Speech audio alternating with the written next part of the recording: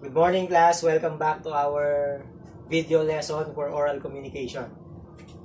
Again, I am Mr. De La Paz. So our lesson today is Features of an Effective Communication by Broom, Cutlip, and Center 2012.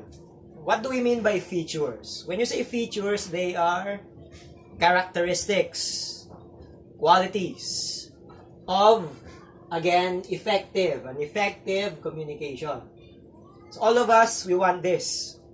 We want to be effective communicator because we live in our respective communities. Okay? You live in your house. You spend time with your family, with your friends. So, in that manner, with that being said, again, we need to communicate effectively. Okay? Our messages. So, let's start with the first one. First feature.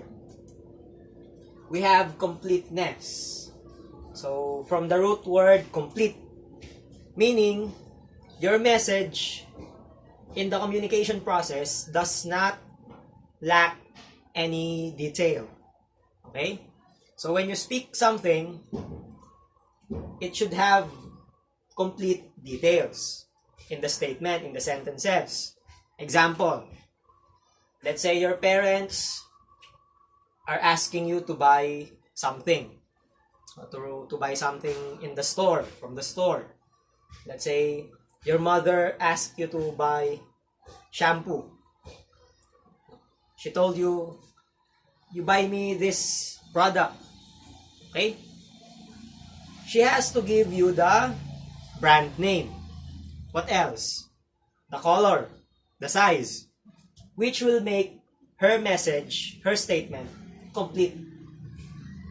And because of that, unnecessary efforts will be avoided. Okay, you do not have to come back because you forget a detail of what you should buy. Okay, you will save your effort, you will save confusion because the message that was being sent to you was complete. Did you understand? I hope you do. Okay, so let us make our messages complete to be effective. Second, conciseness. From the word concise. When you say concise, the meaning is there, direct to the point. Meaning you do not say unnecessary things anymore. You do not give insignificant details. So what you say, they are complete, yet they are not too much. Okay? You remove, you omit those unnecessary details in your sentences. Okay? Have you experienced talking to someone and that person keeps on talking too much as if he owns your life? Right? He owns the rest of your day. Okay? He's fond of talking, but what he says do not matter anymore. So we do not want to listen to or to him anymore. Because again, what he says is already insignificant. And as speakers, we do not want to be just like that. Okay? We want to avoid such. We want to be concise or direct to the point, to be effective. So that's number 2. Number 3, consideration. So being considerate, meaning you learn to adapt. You try to understand the other person, the one you're talking to. Let's say you're talking to has a problem, has an emotional barrier within himself. So let's say he is sad. He came from a situation that is depressing, or he's angry at the time. So you have to be considerate.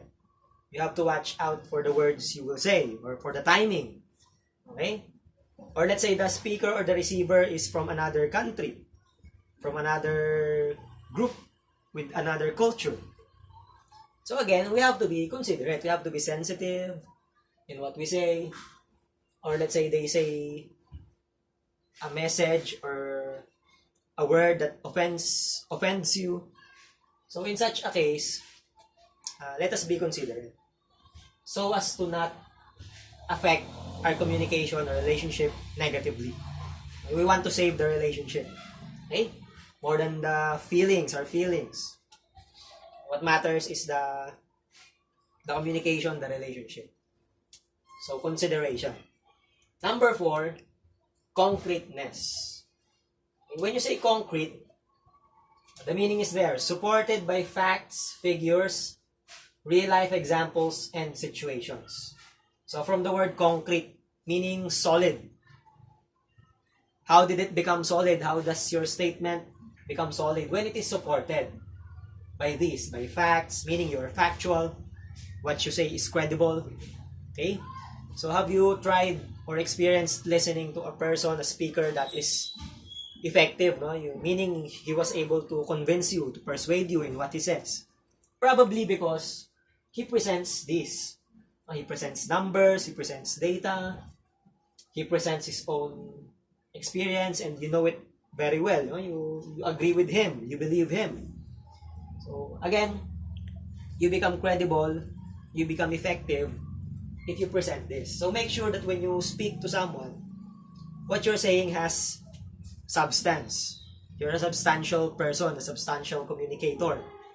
What you say, okay, is again being supported or being backed up by these things. Again, facts, figures, examples, situations to be effective. Okay? Just like what I'm doing.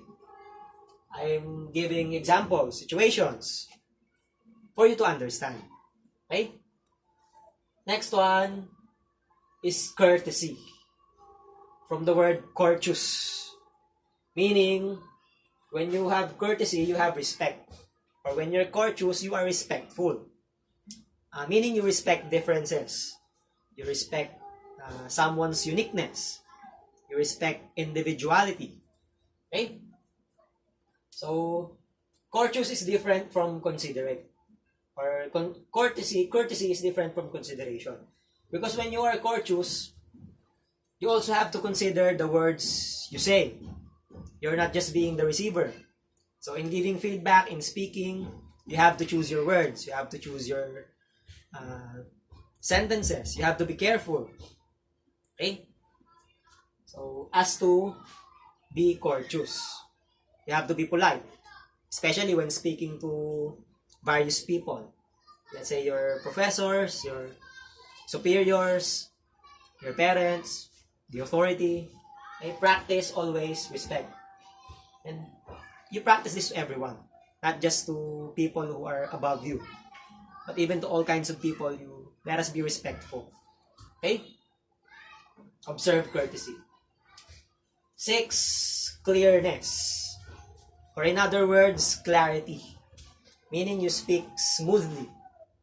You try to speak slowly. You speak understandably. Okay? In terms of writing, you write legibly.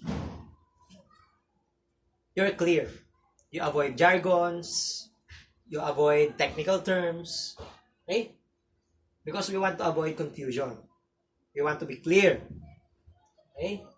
We want to rephrase our sentences into simpler ones. Just like what I'm doing, I'm rephrasing. Okay? I'm using words that are commonly known to you, or familiar to everyone. Correctness. Last one. Correctness in terms of grammar. So from the word correct. Meaning your grammar, may it be written, may it be spoken, it should be correct. It should be correct. Suggestively. Okay? To avoid confusion. Again, whether it is spoken or written, you observe proper spacing, proper punctuation, in speaking, proper intonation, okay? To be correct. Although it sometimes, especially if the language is English, some of you may have difficulty in speaking correct grammar or speaking fluently, but that's okay. It's okay to commit mistakes as long as you're just starting to learn. Eventually, you will learn how to speak fluently as long as you practice. Okay? As long as you keep on reading, you keep on listening, you're exposing yourself to the language. It is understandable because English is not our native tongue. We are Filipinos. So anyway, you have to at least be clear in your message with your meaning. So, nonetheless, to be effective, okay, according to Broom, cut, lip, and center, you have to observe these 7 C's. As you can see, I have the reference. I have the citation. Okay, to be concrete, observe concreteness. So just to summarize, the features of an effective communication: number 1, completeness, conciseness, consideration, concreteness, courtesy, clearness, correctness. So that is all for today. I will see you in our next meeting, in our next lesson. Goodbye, class. Cut.